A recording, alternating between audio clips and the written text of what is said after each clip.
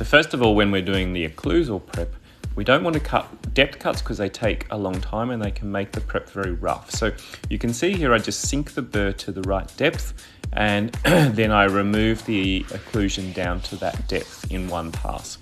Immediately moving to the secondary planes, and by removing the occlusal portion and the secondary planes, we make the tooth shorter and it makes the axial reduction much easier. Now, it's often easier if we break the contacts with a really fine burr so that we are less likely to damage the adjacent tooth. And then I move to the correct size burr to get the right size chamfer. So in this case, I want a 0.6mm chamfer, so I'm moving to a 1.2mm burr. This 1.2mm burr, sunk almost halfway into the tooth, will give us a 0.5mm margin, and then by the time we do finishing, it will be 0.6.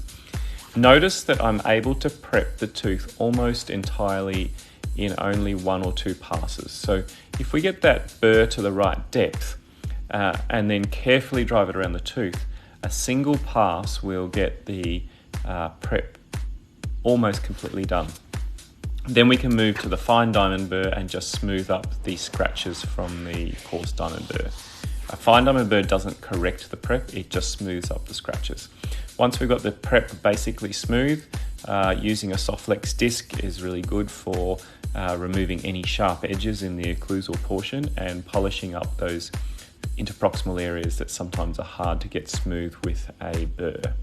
We can then move to a polishing cup and put a nice little polish on the surface of the tooth, getting it nice and smooth for better impressions, and